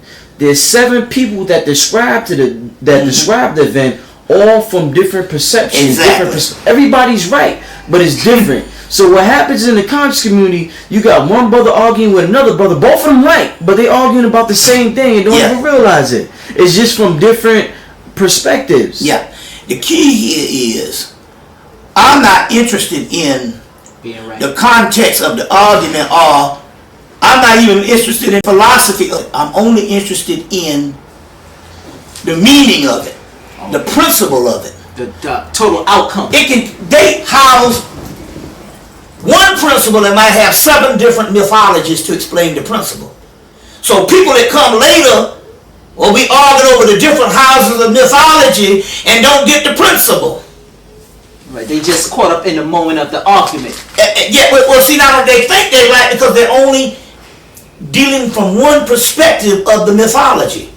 It's different. So it might be the Chinese mythology, it might be the West African mythology versus the East African mythology. It's all the same mythology, but the ancient people could come together because they was only interested in the principle. So the neophyte looks at the container in which the principle come through. Right. He only looks at the container. You can give me some more, man. Yeah. As what the principle come through. And he's only interested in the container. The priest is only interested in the principle. That's the shortcut. Okay, right. So what's so special, because you just mentioned 40, What's so special about this number 40?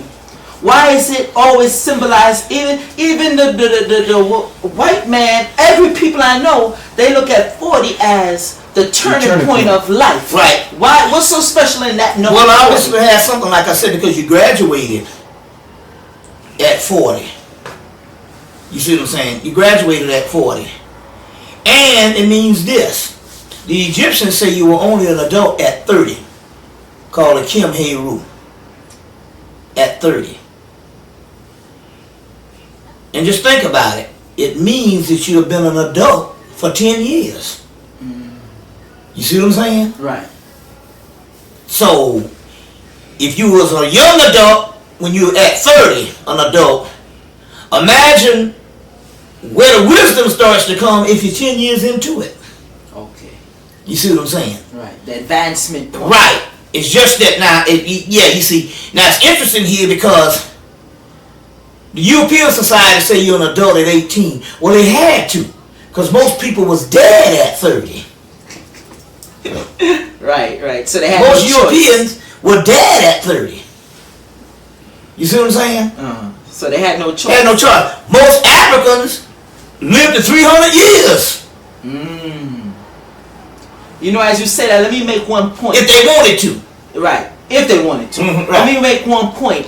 I notice in this society that the youth, especially in the black communities, the youth are always quick to want to leave home. But or the parents quick to want to throw them out due to this Western civilization. But I notice the Asians don't do that. They got some Asians where their sons and daughters stay in their house till like 30. And they got a lot of Italian guys now. Right. It's moving back in with their mothers. Right. Which I find is ultimate, because when you look at it, they build up a stronghold, and not only as physical but knowledge-wise and spiritual. I'm gonna tell you what they say also, and I think this has also to do the same thing you talk about. Let me give you another principle. It also has to do with what shapes your life to the spiritual thing. And I'll show you what white people do, and I'll show you what black people do in the modern world. But I'm gonna show you what the science is.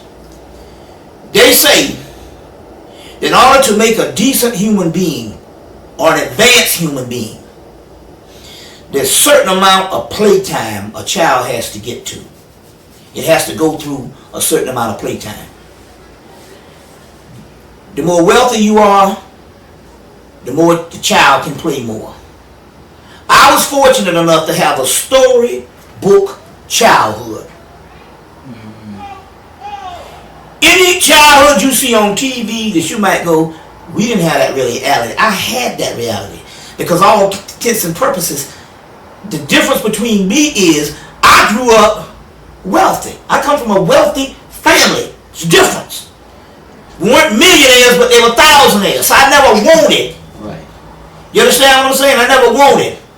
I always had the finest clothes. Always had. People used to come to our house on Christmas to play, because we had the most amount of toys. I had 3 brothers, one a year younger and one a year older, so we were stair-steppers, which means all the toys you're going to have ain't going to be some Tonka toys over here and some goddamn dump trunks over here, some G.I. Joe or some whatever was the shit back then. No, we all had the same kind of toy because we was only a year apart. Okay. Then I had a grandmother that bought toys for us.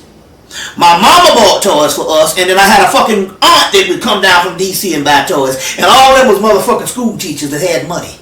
All right. So being that you was privileged to that. So I was privileged to that. What happened was, so we could have years of play.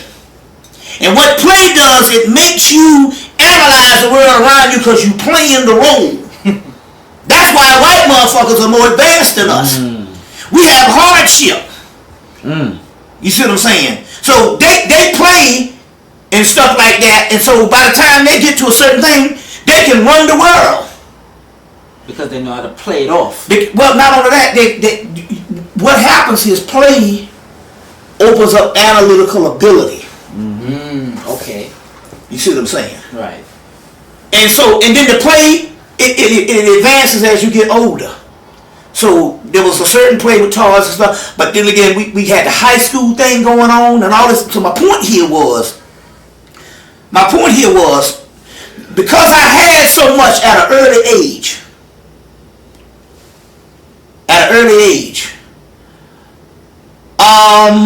I don't trip on material thing now because I don't remember never not having it. Now, what this also means is this, because, and when I'm broke, or when I don't have money or whatever type thing here, because of my mindset is at a certain level of being in luxury, you see what I'm saying? I never fall out of luxury even when I don't have the monetary aspect of the thing. Because your mindset locks it in. Right, I know people that was homeless, but they never was homeless when they was homeless. They never hit the street level and shit. Right. They might be at another friend house and stuff, but they educated or whatever have you. They was just in a transition state. It's a difference. Right. Because they didn't have the mindset of being homeless. Alright. So playtime is very valuable to a child's life. It's very vital to a child's life. Whereas us, you only played to age 7 in slavery, then you had to go to the field. Okay, right.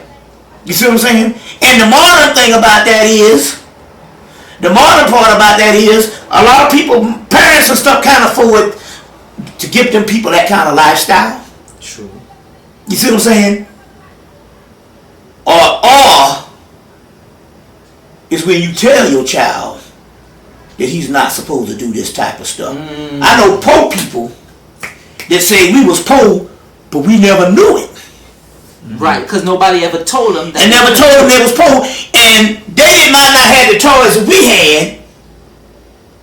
They would make their own world of what it was based on what they had. Especially and play just as much too. So it's not synonymous to monetary gain. Yes, right. That's what I did. Right. Yeah. So let me ask you, as you say that, because a lot of people always say, "Yo, you always laughing, even telling me stuff is serious." Got 2 minutes left. 2 minutes. All right, because I find it funny. You gonna put another one in? Yeah, you wanna?